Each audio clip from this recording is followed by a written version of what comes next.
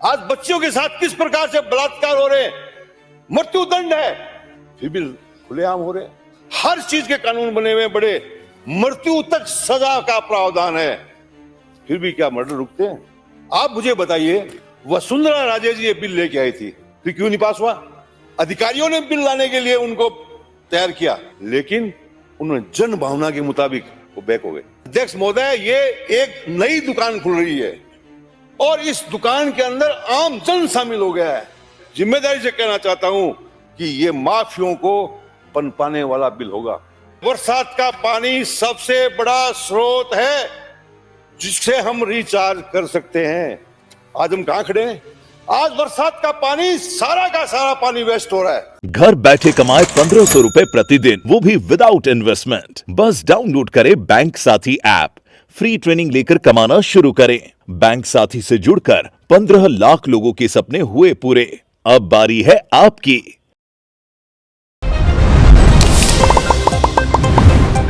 भ्रष्टाचार का अड्डा बनेगा।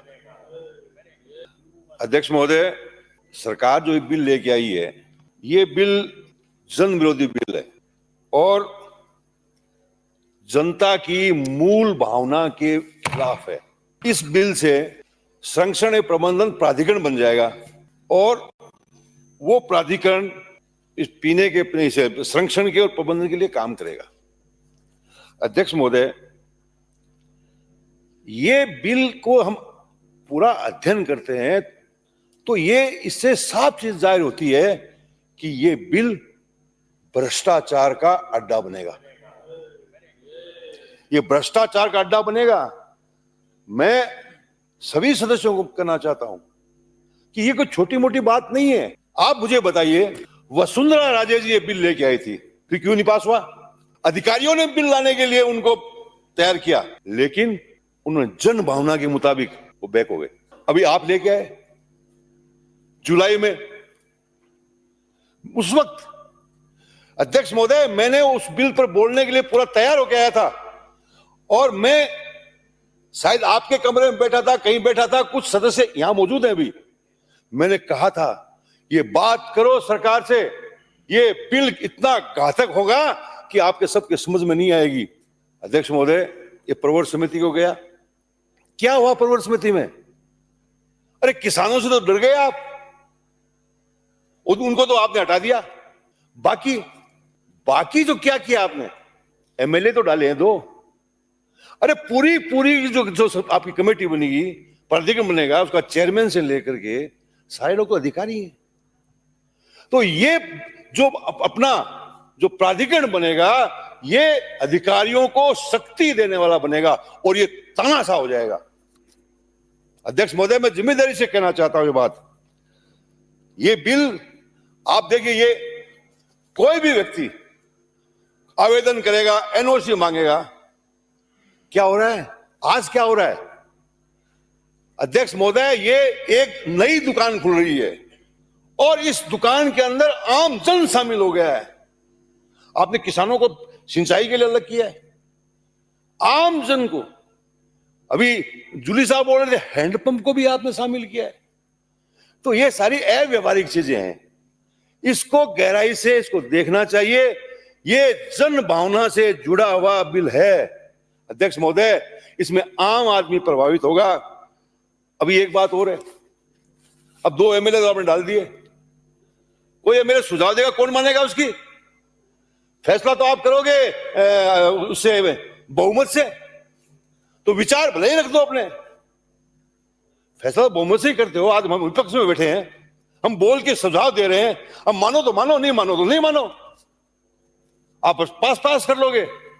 तो ये इस प्रकार का जो आपका जो ये फैसले होंगे, वो फैसले जो है वो बहुत खतरनाक होंगे।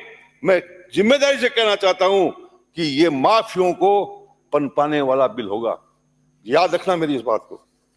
अध्यक्ष महोदय, इसकी बिल की भावना बहुत अच्छी है। भूजल संरक्षण जो आज का सबसे महत्वपूर्ण विषय है, आज जिस प्रकार से दोहन हो रहा है हमारे राजस्थान के अंदर, हमारे देश के अंदर, यह चिंता का विषय है। और यदि इसका पर्पस यही है तो आप इसका अध्ययन तो करिए। ये पर्पस पूरा हो रहा है क्या? ये पर्पस इससे पूरा नहीं हो रहा है। आप इसको गहराई से देखेंगे तो इसमें ये चीजें आपको नहीं मिलेंगी। अध्यक्ष महोदय, जैसे हमारा जो है दोन हो रहा है, लेकिन कौन कर रहा है दोन, इसके ऊपर भी अपने को देखना पड़ेगा। आज जो कोल्ड ड्रिंक बनाने वाली फैक्ट्रियां हैं, आज जो जिस प्रकार से पानी का दोहन कर रही हैं, जिस प्रकार से बेच रही है बाजार के अंदर मनमानी कीमत से, आप उसके ऊपर लगाइए बैन, आप उस पर कंट्रोल करिए। आप जो बड़ी बड़ी जो है ये शराब की फैक्ट्रियां हैं, बियर की फैक्ट्रियां हैं, आप उनको कंट्रोल करिए। आप जो है उद्योग धंधे बड़े बड़े, आज उन उद्योग धंधों में कितना पानी दोहन हो रहा है, आप उनको जो है कंट्रोल करिए। लेकिन ये सब छोटी छोटी चीजों को आप कर रहे हैं, ये मेरी समझ के बाहर की बात है। अध्यक्ष महोदय, रिचार्ज एक बड़ी समस्या है और रिचार्ज के बिना आने वाली पीढ़ी जिंदा नहीं रह सकेगी। आने वाली पीढ़ी के लिए सबसे बड़ा कोई युद्ध होगा तो पानी का होगा। तो मैं कहना चाहता हूं अध्यक्ष महोदय, बरसात का पानी सबसे बड़ा स्रोत है जिससे हम रिचार्ज कर सकते हैं। आज हम कहां खड़े हैं? आज बरसात का पानी, सारा का सारा पानी वेस्ट हो रहा है, सड़कों पे चल रहा है पानी, सड़कें खुली रही, रास्ते रुक जाते हैं, कोई उसको संभालने वाला नहीं है। आज इसके ऊपर में ध्यान देना होगा कि रिचार्ज बढ़ कैसे सकता है। अध्यक्ष महोदय, मैं जिस गांव में पैदा हुआ उस गांव के अंदर सैकड़ों टांके बने हुए हैं और पानी जहर जैसा है, पशु भी नहीं पी सकता।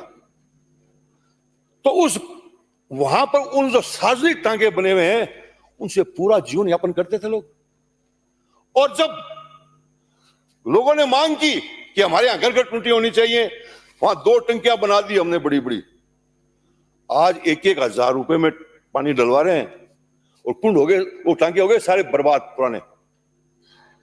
तो आज मैं सुझाव देना चाहता हूं सरकार को, अध्यक्ष महोदय, ये नरेगा कार्यक्रम जो मजदूरी देने का कार्यक्रम है, आप उसको इस रिचार्ज से जोड़िए। आज रिचार्ज से जोड़िए। जितने भी सार्वजनिक टांके बने हुए हैं जहां सद्भावना होती थी, मैंने खुद में पानी निकाला हुआ है, उसके अंदर 50-50 फुट गहरे बनाते हैं, पाइथन बनता है। अब पाइथन टूट गए, आप नरेगा में उन पाइथनों को ठीक करवाइए तो पानी चार्ज होगा आपका।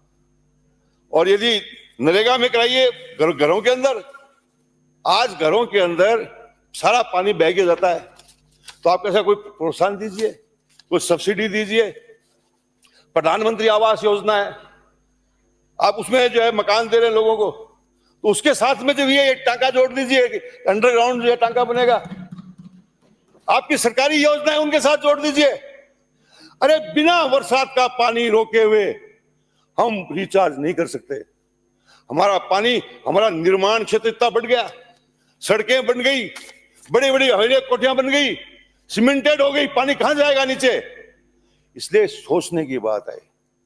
और मैं एक बात और चेताना चाहता हूं अध्यक्ष महोदय, आज जिस प्रकार से पक्के निर्माण हो रहे हैं, बड़ी बड़ी बिल्डिंगें बन रही हैं, किसान की खेती कम हो रही है, खतरा पैदा हो गया किसान को भी, उसका पानी भी खत्म हो रहा है, जोत खत्म हो जाएगी किसान की। तो इसके ऊपर भी ध्यान देने की आवश्यकता है। अध्यक्ष महोदय, एक छोटा सा सुझाव है मेरा कि इसमें जिस प्रकार से किसानों को सिंचाई के लिए छूट प्रदान की है, उसी प्रकार जो घरेलू सिंगल फेज है उनको आप इससे दूर करिए। ये बहुत, आप एक सिंगल फेज के तो है हैंडपंप तो लगा रहा है, वो आप जो मकान बना रहा है वो कहां से बनाएगा मकान, बताइए मुझे। तो आप जो है इन चीजों को आप इनसे दूर करिए, बड़े उद्योगों पर लगाइए, लेकिन छोटे उद्योगों को तो छोड़िए, इसमें छोटे उद्योगों को शामिल मत करो इसमें। तो कोई नहीं आएगा हमारे पास में, ये छोटे उद्योग ही हैं जो हमारे काम आते हैं। बड़े उद्योग तो पैसे कमाने के लिए, हमारे काम नहीं आते हैं। अध्यक्ष महोदय, मैं अंत में इतनी बात कहूंगा कि कानून बनाने से मैं समझता हूं कि किसी चीज का समाधान नहीं है। आज कितने कड़े कानून बने हुए हैं, हर चीज के कानून बने हुए हैं, बड़े मृत्यु तक सजा का प्रावधान है, फिर भी क्या मर्डर रुकते हैं? आज बच्चियों के साथ किस प्रकार से बलात्कार हो रहे हैं, मृत्यु दंड है, फिर भी खुलेआम हो रहे हैं। तो कानून बना करके एक अधिकारियों को इस प्रकार से ताकत दे करके आप जनता का भला नहीं कर सकते।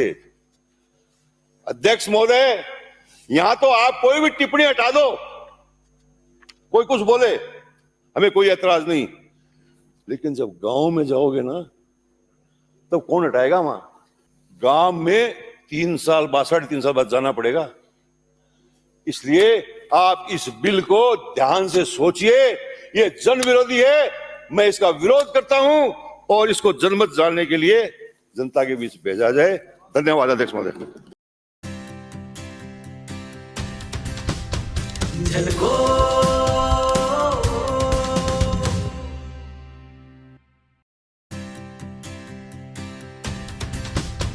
झलको